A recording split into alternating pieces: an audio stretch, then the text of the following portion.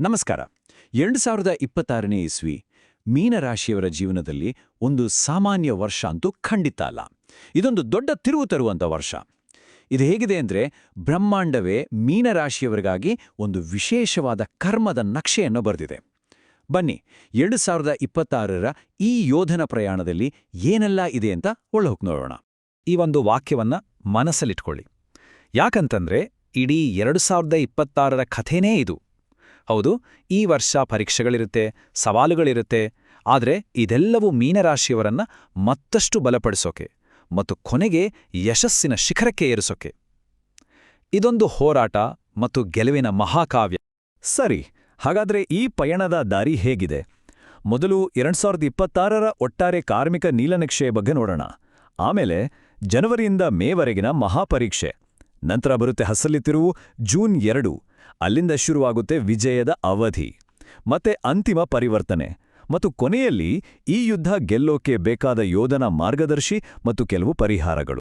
ನೋಡಿ, 2026 ಅನ್ನೋದು ಕೇವಲ ಲಾಭ ನಷ್ಟದ ಬ್ಯಾಲೆನ್ಸ್ ಶೀಟ್ ಅಲ್ಲ, ಇದು ಕರ್ಮದ ಬ್ಯಾಲೆನ್ಸ್ ಶೀಟ್. ಒಂದು ರೀತಿ ಆಧ್ಯಾತ್ಮಿಕ ಶುದ್ಧೀಕರಣದ ವರ್ಷ ಅಂತ ಹೇಳ್ಬೋದು. ಜೀವನಕ್ಕೆ ಒಂದು ಹೊಸ ದಿಕ್ಕನ್ನು ಕೊಡೋ ಸಮಯ ಇದು. ಈ ವರ್ಷವನ್ನು ನಾವು ಸ್ಪಷ್ಟವಾಗಿ 2 ಭಾಗಗಳಾಗಿ ನೋಡ್ಬೋದು, ಮೊದಲಾರ್ಧ ಮತ್ತು ದ್ವಿತೀಯಾರ್ಧ. ಮೊದಲ 5 ತಿಂಗಳು ಅಂದ್ರೆ ಜಾನ್ವರಿಯಿಂದ ಮೇವರೆಗೆ ಪರೀಕ್ಷೆಯ ಸಮಯ. ಇಲ್ಲಿ ಹೋರಾಟ, ಸವಾಲು ಮತ್ತು ಮೌನಕ್ಕೆ ಪ್ರಾಮುಖ್ಯತೆ. ಇದು ಕರ್ಮದ ಲೆಕ್ಕಾಚಾರದ ಸಮಯ. ಆದ್ರೆ ಜೂನಿಂದ ಡಿಸೆಂಬರ್ ಇದೆಯಲ್ಲ, ಅದು ಪ್ರತಿಫಲದ ಸಮಯ. ಇಲ್ಲಿ ಕ್ರಿಯೆ, ವಿಜಯ ಮತ್ತು ಕರ್ಮದ ಸಿಹಿ ಫಲ ಸಿಗುತ್ತೆ. ಸರಿ, ಈಗ ವರ್ಷದ ಮೊದಲ ಹಾಗೂ ಅತ್ಯಂತ ಸವಾಲಿನ ಭಾಗದ ಬಗ್ಗೆ ಮಾತಾಡೋಣ. ಜನವರಿಯಿಂದ ಮೇವರೆಗೆ ಕೆಲವು ಗ್ರಹಗಳ ಸ್ಥಿತಿಗಳು ಯಾಕೆ ಕಠಿಣವಾಗಿರುತ್ತೆ? ಇದರ ಹಿಂದಿರೋ ಬ್ರಹ್ಮಾಂಡದ ಶಕ್ತಿಗಳನ್ನ ಅರ್ಥ ಮಾಡಿಕೊಂಡ್ರೆ ಈ ಹಂತವನ್ನ ದಾಟೋದು ಸುಲಭವಾಗುತ್ತೆ. ಮೊದಲನೇದಾಗಿ ಶನಿಯ ಜಲದಂಡ. ಮೀನರಾಶಿ ಒಂದು ಜಲತತ್ವದ ರಾಶಿಯಲ್ವಾ? ಶಿಸ್ತಿನ ಗ್ರಹ ಶನಿ ಈ ರಾಶಿಯಲ್ಲಿ ಇರುವಾಗ ಅವನು ನಮ್ಮ ಭಾವನೆಗಳನ್ನ ಪರೀಕ್ಷೆ ಮಾಡ್ತಾನೆ.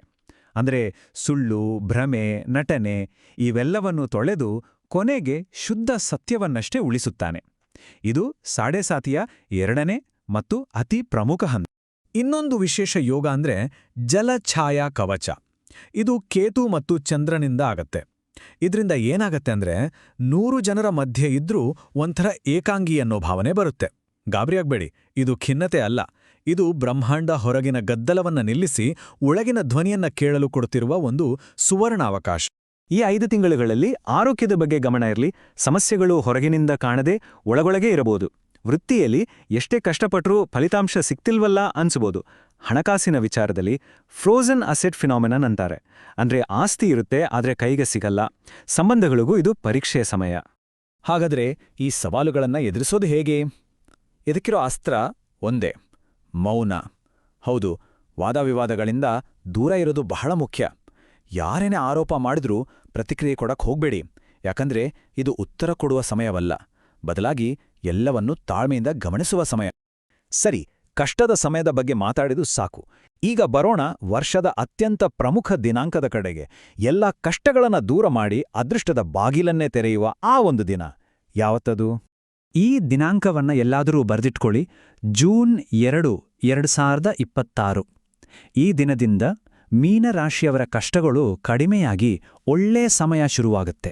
ಯಾಕಂದ್ರೆ ಮೀನರಾಶಿಯ ಅಧಿಪತಿಯಾದ ಗುರು ತನ್ನ ಅತ್ಯಂತ ಬಲಶಾಲಿಯಾದ ಉಚ್ಚಸ್ಥಾನ ಕರ್ಕಾಟಕ ರಾಶಿಗೆ ಪ್ರವೇಶ ಮಾಡ್ತಾನೆ. ಇದು ನಿಜವಾದ ಗೇಮ್ ಚೇಂಜರ್ ಅಂತ ಹೇಳ್ಬೋದು. ಜೂನ್ 2ರ ನಂತರ ವರ್ಷದ ಇಡೀ ಚಿತ್ರಣವೇ ಬದಲಾಗುತ್ತೆ. ಅಲ್ಲಿಯವರೆಗೆ ಅನುಭವಿಸಿದ ಕಷ್ಟಗಳು, ಪಟ್ಟ ಶ್ರಮ ಎಲ್ಲವೂ ಈಗ ಯಶಸ್ವಾಗಿ ಬದಲಾಗೋಕೆ ಶುರುವಾಗುತ್ತೆ. ತಾಳ್ಮೆಗೆ ಸಿಕ್ಕ ಪ್ರತಿಫಲದ ಸಮಯ ಇದು. ವೃತ್ತಿ ಜೀವನ ಇದೆಯಲ್ಲ, ಅದು ರಾಕೆಟ್ ವೇಗದಲ್ಲಿ ಮುನ್ನುಗ್ಗುತ್ತೆ. ನಿಂತು ಹೋಗಿದ್ದ ಹಣಕಾಸಿನ ವ್ಯವಹಾರಗಳು ಮತ್ತೆ ಶುರುವಾಗುತ್ತೆ.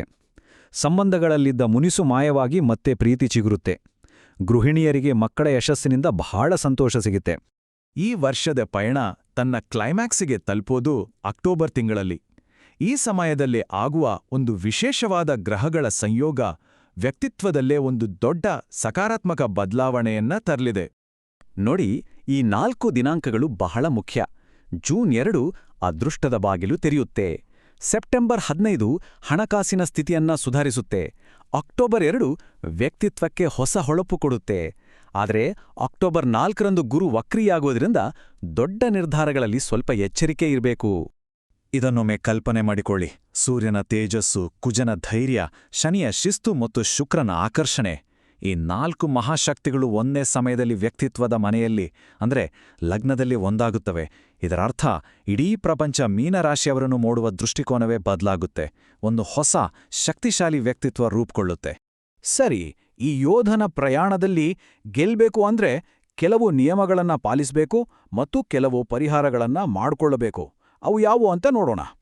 ಈ ವರ್ಷದ ಅತಿದೊಡ್ಡ ಎಚ್ಚರಿಕೆ ಏನು ಗೊತ್ತಾ? ಬೇರೆಯವರ ಕರ್ಮದ ಹೊರೆಯನ್ನ ತಲೆ ಮೇಲೆ ಹಾಕೊಳ್ಕೊಳ್ಬೇಡಿ. ಅಂದ್ರೆ ಬೇರೆಯವರಿಗೆ ಸಾಕ್ಷಿ ಹಾಕೋದು, ಅವರ ಜಗಳದಲ್ಲಿ ಭಾಗಿಯಾಗೋದು ಅಥವಾ ಹಣಕಾಸಿನ ಗ್ಯಾರಂಟಿ ಕೊಡೋದು, ಇದನ್ನ ಖಂಡಿತ ಮಾಡ್ಲೇಬೇಡಿ. ಶನಿಗೆ ಬೇಕಾಗಿರೋದು ಕೇವಲ ನಿಮ್ಮ ಸ್ವಂತ ಕರ್ಮದ ಲೆಕ್ಕಾಚಾರ ಮಾತ್ರ. ಈ ವರ್ಷ ರಕ್ಷಣೆಗಾಗಿ 3 ಸರಳ ಪರಿಹಾರಗಳಿವೆ. ಮೊದಲನೆಯದು, ರಾಶಿಯ ಸಂಕೇತವಾದ ಮೀನನ್ನು ತಿನ್ನುವುದನ್ನು ನಿಲ್ಲಿಸಿ ಬದಲಾಗಿ ಮೀನುಗಳಿಗೆ ಆಹಾರ ನೀಡಿ. ಎರಡನೆಯದು, ಪ್ರತಿದಿನ ರಾತ್ರಿ ಮಲಗುವ ಮುಂಚೆ ಪಾದದ ಕೆಳಗೆ ಸಾಸಿವೆ ಎಣ್ಣೆಯಿಂದ ಮಸಾಜ್ ಮಾಡಿಕೊಳ್ಳಿ. ಇದು ಶನಿಯನ್ನ ಶಾಂತಗೊಳಿಸುತ್ತೆ. ಮೂರನೇದಾಗಿ, ತಜ್ಞರ ಸಲಹೆ ಪಡೆದು ನೀಲಿರತ್ನವನ್ನು ಧರಿಸಿದ್ರೆ ಮಾನಸಿಕ ಒತ್ತಡ ಕಡಿಮೆಯಾಗುತ್ತೆ.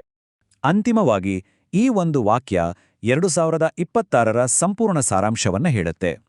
ವರ್ಷದ ಆರಂಭದಲ್ಲಿ ಕಷ್ಟಗಳಿದ್ರೂ ಅದನ್ನ ನೋಡಿ ಧೈರ್ಯ ಕಳ್ಕೊಳ್ಳಬಾರದು. ಯಾಕಂದ್ರೆ ಕೊನೆಯಲ್ಲಿ ಸಿಗುವ ಪ್ರತಿಫಲ ಆ ಎಲ್ಲಾ ಶ್ರಮವನ್ನ ಸಾರ್ಥಕಗೊಳಿಸುತ್ತೆ ಅನ್ನೋದು ಸತ್ಯ. ನೆನಪಿಡಿ, ಈ ವರ್ಷದ ಸವಾಲುಗಳು ಮೀನ ರಾಶಿಯವರನ್ನು ಮುರಿಯಲು ಬರುತ್ತಿಲ್ಲ, ಬದಲಾಗಿ ಒಬ್ಬ ಯೋಧನನ್ನಾಗಿ ಮಾಡಲು ಬರುತ್ತಿದೆ. ಕರ್ಮವನ್ನು ಶುದ್ಧವಾಗಿಟ್ಟುಕೊಂಡು ತಾಳ್ಮೆಯನ್ನು ಪಾಲಿಸಿದರೆ ಗೆಲುವು ಖಂಡಿತ. ವಿಜಯಕ್ಕೆ ಸಿದ್ಧರಾಗಿರಿ.